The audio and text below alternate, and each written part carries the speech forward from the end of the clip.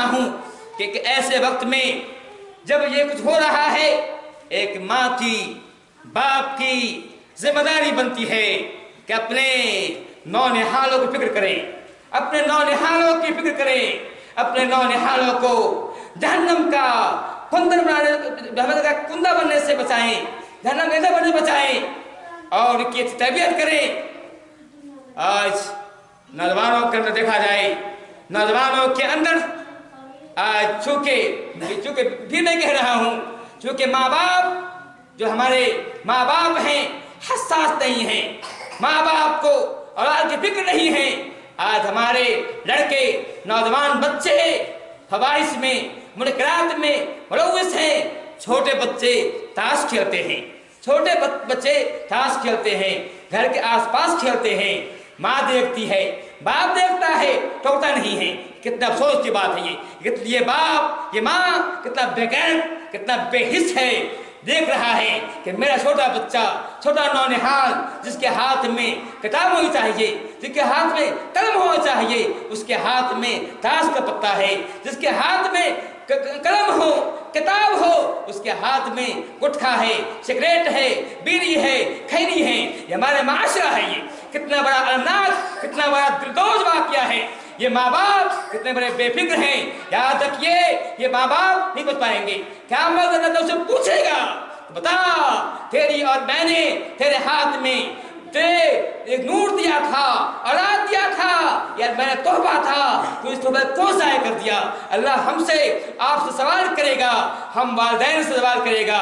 تو میں کہہ رہا تھا آج نوجوانوں کے اندر جو ہے یہ تمام چیزیں میں دیکھتا ہوں، کبھی کوئی دیکھتا ہوں کہ مغرب کے بعد یہ وقت پڑھنے میں دعا کرتا ہے، یہ بچے، نوجوان بچے چوک چوراہے پر دروازے میں بیٹھے ہوئے ہنگامے کرتے رہتے ہیں، لیکن کوئی نہیں ہے جو کہہ سکے کہ میرے بچے کیا کر رہے ہو، یہ وقت پڑھنے کا ہے، جاؤ پڑھا لیا کرو۔ کسی کی ہمت نہیں ہے، ہمت کی بات نہیں ہے، بات کسی کو فکر نہیں ہے، قوم کی فکر نہیں ہے کہ میرے قوم آگے بڑھے، کسی فکر نہیں ہے۔ کیونکہ فکر ہوگی تو کہے گا، ممکن ہے اس کا ریاکشن ہو سکتا ہے، ممکن بچہ کچھ کہہ سکتا ہے، لیکن پرواہ نہ کی جائے، پرواہ نہ کی جائے، کہتا ہے کہیں، لیکن جو ہے ہم اپنے حق سے ادا ہو جائیں۔ اگر میری بات سے ایک بچہ بھی راہ راست پہ آ جاتا ہے، میرے لیے یہ اللہ کے ہاں نجات کا ایک سبب بن سکتا ہے، ذریعہ بن سکتا ہے۔